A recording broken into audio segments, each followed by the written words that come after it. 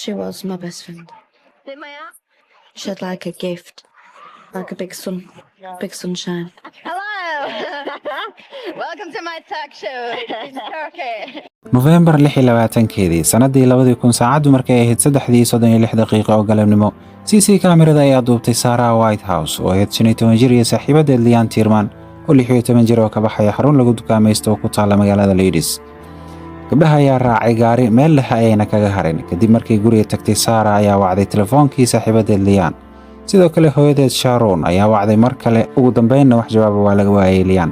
waa riixun mar haddii ubadkaada aadan nolol iyo geeri midna ku haynin. maanta waxaan eegaynaa kiiska cabsida iyo murugada leh ee Lian Tierman, laakiin intaan bilaabin muuqaalkeena maanta haday tahay markii kuugu horreysa soo booqato channelka, fadlan ku soo biir adigoo saaraya subscribe si muuqaal walba aan soo gelino uusan ku dhaafin. mahadsanid.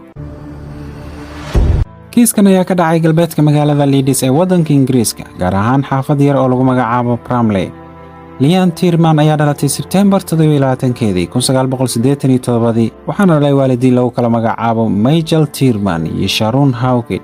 sidoo kale hal gabar ayaa dhalatay balse labadan waalid ayaa kala tagay. Lian iyo walaasheed ka weyn Michelle hooyadeed ay kula noolaayeen Leeds. Lian ayadeedii awowgeed aad u jecleed, maalin kasta waxay u raaci jirtay meel walba ay aadayaan. waxay aad u jecleed jalaatada oo ay saaxiibadeed ugu yeeri jireen Lian Gelato. maalin laxada November 26, 2000 waxay ahayd maalin gaar u ah iyaga. Lian iyo Sarah ayaa aaday inay ka soo dukaamaystaan supermarketka. ugu dambeyn way dhamaysteen dukaamaysigoodii. CC kaamirada ayaana qabatay markii ay ka soo baxeen dukaanka waxay soo raaceen bas si ay ugu laabtaan gurigooda. 40 daqiiqo gaariga ayay ka degeen, socod gaaban ayayna wada socdeen, ugu dambeynna way kala leexdeen. balse Sarah ayaa sheegtay in Lian ay ku leexatay waddo lagu magacaabo Holley Gale, taasoo ahayd waddo mugdi ah si ay u fududaysato inay dhaqso tagto gurigeeda. 20 daqiiqo kadib Sarah ayaa wacday saaxiibadeed Lian si ay ula socoto inay tagto gurigeeda, balse way weysay. sidoo kale hooyadeed ayaa isla markiiba garaacday telefoonka gabadheeda Lian si ay u ogaato halka ay joogto, laakiin wax jawaab way weysay iyadana. 7 fiidnimo hooyada dhashay Lian waxay wacday waaxda booliiska deegaanka si ay ugu wargeliso inay maqan tahay gabadheeda Lian. qoyska iyo booliiska ayaa baaritaan ku sameeyay duurka ilaa wadadii ay soo martay, balse dadaaladaas ma noqon kuwa guuleysta. booliiska ayaa ballan qaaday inay keenayaan Lian. sidoo kale waxay amar ku bixiyeen in la joojiyo dhaqdhaqaaqa xaafadda. sidoo kale baabuurta qashinka qaada ayaa loo diiday isku socodka si loo ilaaliyo cadeymo kasta oo suuragal ah oo la heli lahaa inay baaba'aan. isbuuc kadib weli ma jiraan wax calaamado muujinaya Lian. baarayaasha ayaa dib u baaray dhaqdhaqaaqyadii ugu dambeeyay ee Lian. waxay wareysi la yeesheen walaasheed ka weyn iyo saaxiibadeed Sarah. sidoo kale maalinkaas Lian waxaa la sheegay inay xirneed dhar aad u qurux badan. dhowr qof ay booliiska wareysi la yeesheen ayaa u sheegay inay arkeen nin wata eey madow oo ku socdaalayay wadada Holley Gale, taasoo ahayd wadadii ay martay Lian markii ay ka soo degtay gaariga. booliiska ayaa isku dayay inay sawiraan ninkii wadada marayay iyagoo kaashanaya dadkii arkayay. ugu dambeynna booliiska ayaa bartilmaameed ka dhigtay nin kastoo xaafadda deganaa ayna u diiwaan gashan inuu leeyahay. 70 nin ayay booliiska soo qabteen, wareysina la yeesheen, ugu dambeynna way iska fasaxeen markii ay waayeen sabab ay ku haystaan. kiiska ayaa qaboobay, balse qoyska iyo dadka degan xaafadda ayaa sii waday oo sameynayay wax kasta ay awoodaan si ay u helaan gabadhooda yar ee Lian. qoyska Lian ayaa ballan qaaday inay bixinayaan abaalmarin gaaraysa $10,000 ciddii u keenta macluumaad u sahlaysa soo noqoshada gabadhooda. dukaanka weyn ee Iceland Foods oo lahaa bogga hore ee joornaalka ugu weyn ayaa lagu daabacay qaybtiisa dambe sawirka Lian oo lagu ballan qaaday ciddii keenta xog ku saabsan inay helayso $10,000, taasoo dadka wadan ay arkayeen. balse in ka badan 2,000 oo guri ayay booliiska baareen oo ahaa dhismayaashii ka agdhawaa gurigooda.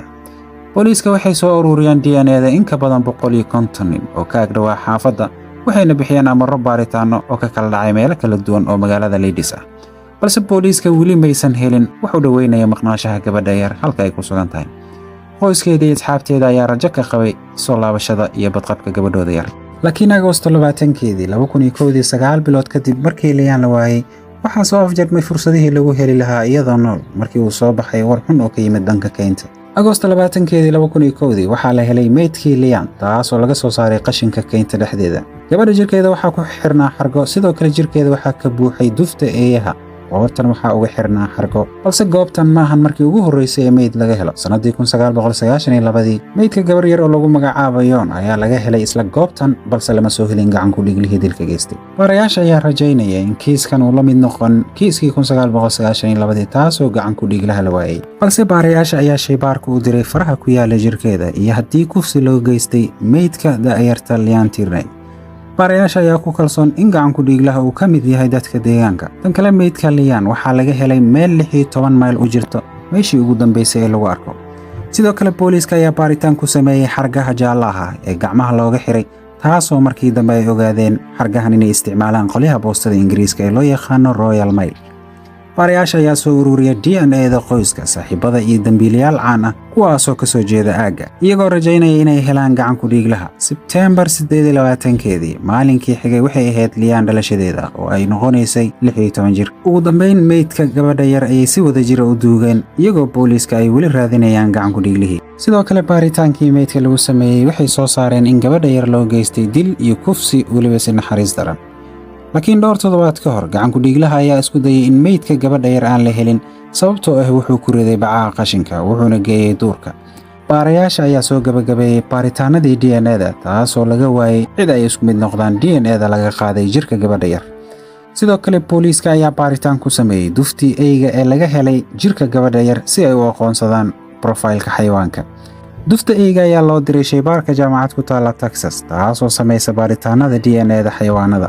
tani ayaa ahayd markii ugu horreysay ee profaylka DNA-da eyga laga helo kiis Ingiriis ah. booliiska ayaa u jeestay xariga qoorta uga xirnaa gabadha, waxaana samaysay shirkad lagu magacaabo Armitage Skin Products. balse shirkadda ayaa sheegtay inaysan hayn magac qaas oo iibsaday xargahan dhawaanahan. kaliya shirkado waaweyn ayaa iibsaday tiro ka badan 220,000 oo jumbuladood oo ku kala yaala guud ahaan waddanka Britain, kuwaasoo soo gudbiyey dukumentiyadii iibka. dhammaan baaritaanadii lagu sameeyey dukaanadii iibsaday xargaha eeyaha, booliiska ayaa helay 3 dalab oo xargahaas ah oo laga kala dalbaday magaalada Liverpool iyo aagga xaafadan. booliiska ayaa helay nin lagu magacaabo John Taylor, kaasoo deganaa xaafadii ay deganeed Lian. baarayaasha ayaa waraysi la yeeshay John, kaasoo u sheegay inuu eygiisa dhintay ka hor dilka Lian, laakiin booliiska waxay uga shakiyeen inuu isaga dilay eygiisa si uu u burburiyo caddayn kasta oo soo geli kartay. John Taylor ayaa ahaa 45 jir ka shaqeeya shirkadda boostada ee Royal Mail, shaqadiisuna ay ahayd darawal. sidoo kale John wuxuu soo maray 2 guur, laakiin hadda xaas ma lahan, wuxuu iskaga jiray nolol u eg mid xasiloon sida ay sheegeen baarayaasha. Taylor ayaa waraysigiisa ku sheegay inuu ahaa ugaarsada duurka ka ugaarsada bakaylaha.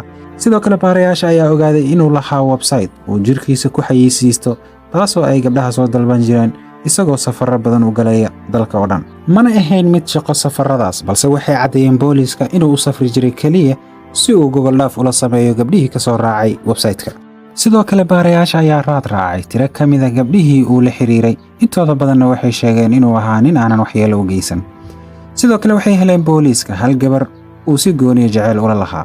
10 bilood kadib markii la duugay meydka Lian, Taylor ayaa la xiray, DNA-diisa ayaana baaritaan lagu sameeyey. sidoo kale waxaa la baaray hantidiisa, booliiska ayaana baaritaan ku sameeyey gurigiisa. waxay ka heleen gurigiisa xargihii gabadha ku xirxirnaa, sidoo kale beerta gurigiisa ayay ka soo saareen meydka xayawaano ka duwan eeyaha. booliiska ayaa helay 28 xabaalo wadareed iyo qolfoofta 4 ey oo mid ka mid ah madaxa laga burburiyey, kaasoo ahaa kay duftiisa laga helay meydka si uu u baabi'iyo caddaymaha. sidoo kale saqafka gurigiisa waxay ka heleen booliiska dhiiggii gabadhii yareed ee Lian. booliiska ayaa helay shandooda ay ka buuxaan alaabihii shirkadda laga soo gaday ee xargaha. Taylor horaantii wuxuu diiday inuu garanayo Lian ama uu wax ku sameeyey. barayaasha markii ay keeneen dhammaan cadaymihii ay soo ururiyeen, wuxuu qirtay inuu afduubtay Lian, balse uu ku andacooday dhimashadeeda inay ahayd shil. kadib markii uu sheegay Taylor inuu soo gali gurigiisa, Lian ayaa madaxa ku garaacday dhagax, ugu dambeynna ay u dhimatay.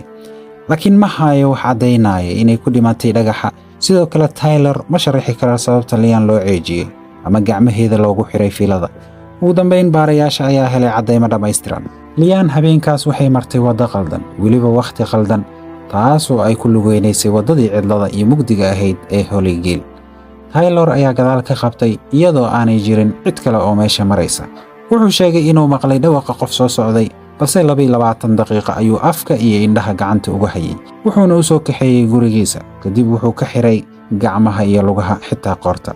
February 15keedii 2000, John Taylor oo 46 jir ah ayaa lagu helay dambi dil, kufsi iyo afduub uu u geystay Lian Tierney. sidoo kale Taylor ayaa lala xiriiriyey dilal hore oo sidaan oo kale u dhacay, balse dhammaan dambiyadaas uu qirtay, waxaana lagu xukumay xabsi daa'im. daawada sidee u aragtaa kiiskan? fadlan nagu dhiirigeli oo noo sii share garay. mahadsanid.